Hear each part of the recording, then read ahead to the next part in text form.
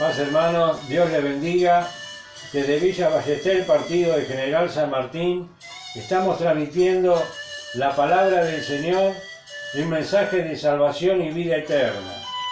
Y mi hijo se va a presentar y nos va a ayudar a leer la palabra de Dios. Hola hermanos, Dios los bendiga, yo soy Bautista. Hoy vamos a leer la palabra de Dios en San Marcos, capítulo 9, versículo del 30 en adelante. Jesús anuncia otra vez su muerte.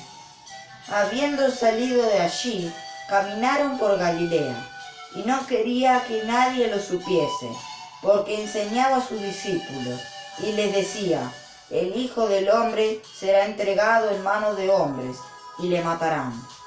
Pero después de muerto, resucitará el tercer día.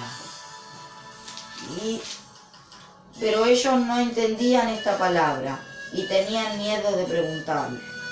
Acá vemos en la palabra del Señor que Jesús iba caminando por Galilea, camino a Capernaum. Pero dice que en el camino Jesús le cuenta a sus discípulos y les dice que Él iba a volver. Dice ahí a Jerusalén, donde realmente a Él le iban a matar, lo iban a crucificar.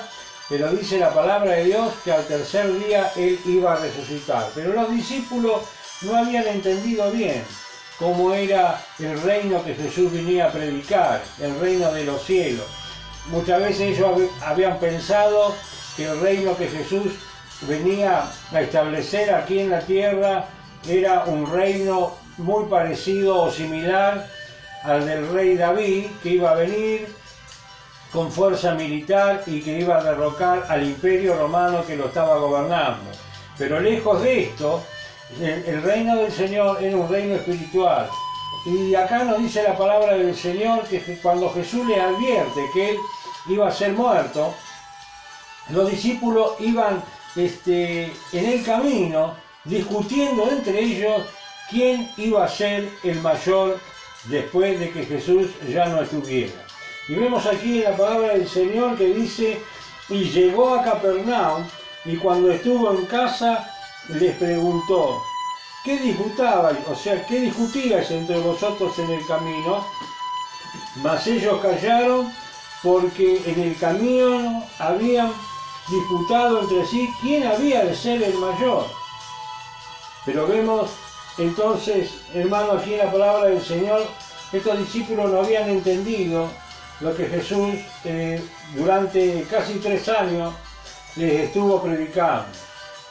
Ellos pensaban que Jesús no iba a resucitar, que iba a ser muerto, pero Jesús le había dicho que al tercer día Él iba a resucitar. Pero estos discípulos empezaron a discutir entre ellos quién iba a ser el mayor. Qué triste habrá sido para el Señor Jesucristo estar escuchando a sus discípulos, sabiendo que Él era el Maestro, sabiendo de que en el camino del Señor, en el camino del Evangelio, no hay jerarquías, y sino que realmente Jesús es el Señor y que no hay otro mayor ni hay nadie que lo pueda reemplazar.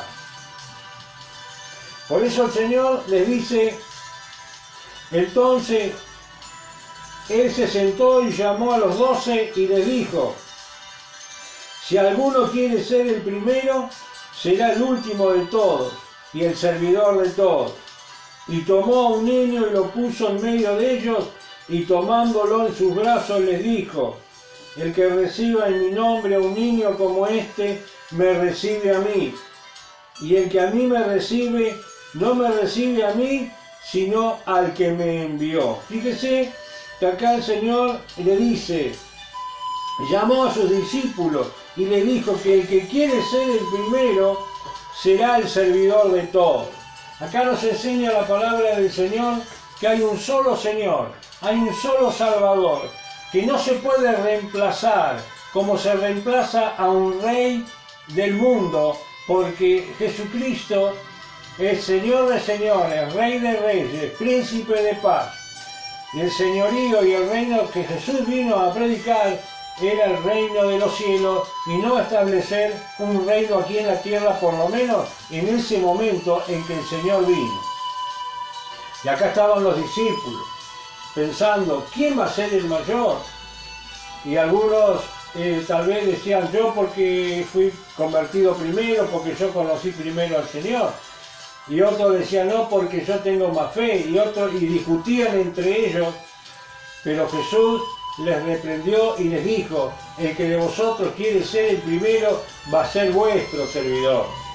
Y también les dice que llamó a un niño y le dijo, el que recibe a este niño, me recibe a mí. Y el que me recibe a mí, no me recibe a mí, sino que recibe al que me envió, o sea, recibe a Dios. El Señor comparó la humildad de un niño con aquel que quiere ser servidor del Señor. Vemos aquí la palabra del Señor, que el Señor nos enseña que cómo podemos agradarle al Señor. Vemos, hermano, una tarea, que la tarea la tienen los orfebres, aquella gente que realmente están encargadas de fundir la plata y el oro y hacer de esa plata y de ese oro, cuando lo ponen a la plata en el crisol o cuando ponen al oro en la hornaza, sacan una joya de gran precio. El Señor, era esto lo que el Señor quería hacer con sus discípulos, que así como el platero pone realmente la plata en el crisol para fundirla y para hacer una hermosa joya, así el Señor quiere hacer con nosotros, pero lleva un tiempo. Nos dice que Él pone la plata realmente en el crisol y la está vigilando. La está vigilando para que esa plata no se caliente de más ni de menos, tiene que estar en su punto justo, porque si realmente la plata es pasada de calor, se quema, y si no tiene el punto justo, realmente no sirve para hacer una joya. Así trabajan los plateros. Pero ¿cómo realmente sabían ellos en aquel tiempo, cuando la plata ya estaba en la temperatura justa? Era cuando la plata, al calentarse, llegaba a la temperatura justa como para hacer una joya de gran precio. Dice que la plata se ponía como un espejo, que el platero podía mirar en la plata y reflejaba su rostro. Entonces sabía que en ese momento, cuando la plata llegaba a su punto justo de calor y él miraba al metal de retiro y él se podía mirar su propio rostro en la plata como si fuera un espejo, sabía que realmente la plata estaba en su punto justo como para poder volcarla y hacer la joya que él quería hacer. Así el Señor hace con nosotros también. Dice que cuando el Señor ve reflejado su rostro en nosotros, sabe que nosotros estamos en el punto justo como para poder ser usados para la gloria del Señor. Como una joya fina, tiene que estar el rostro del Señor reflejado en nosotros para poder usarlo, para que realmente, hermanos, podamos ser de bendición. Pero ahí estaban los discípulos, estaban como una plata en crudo, estaban realmente endurecidos, no estaban en su punto justo. El rostro de Dios no se podía reflejar en sus vidas porque realmente ellos no estaban entendiendo lo que Jesús le venía a predicar.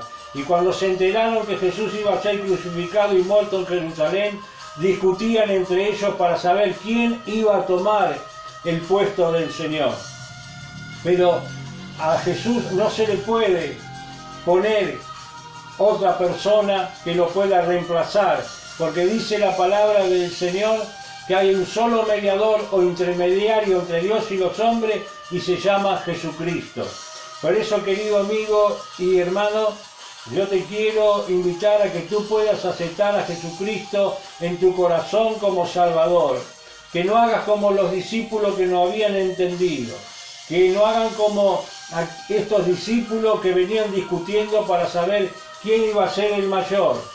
En el camino del Señor no hay jerarquía, sino que realmente, hermano, dice que aquel que quiere ser el mayor va a ser el servidor de todos. Pero nosotros tenemos un sumo sacerdote que se llama Jesucristo, que entregó su vida en el Calvario y fue muerto y sufrió por nosotros, que en su cruz llevó nuestros pecados y por su llaga nosotros fuimos curados, como dice Isaías. Por eso, querido amigo y hermano, si tú quieres recibir a Jesucristo en tu corazón, te invito a hacer una oración para que tú le puedas aceptar. Ora conmigo, repite esta oración. Padre Celestial, en el nombre de Jesucristo, yo reconozco a Jesús como mi Señor y Salvador, como mi único intermediario entre Dios y los hombres, y acepto a Jesús en mi corazón. Salva mi vida, perdona todos mis pecados y salva a toda mi familia. Tú eres mi Señor. Haz que resplandezca tu rostro sobre mí, Señor, para que yo pueda resplandecer en el mundo como una joya especial, como una joya luminosa en la cual tú me has hecho, para que se refleje tu rostro sobre mi vida como el rostro del platero en la plata fundida. Por eso yo te doy gracias, Padre, en el nombre de Jesús. Amén.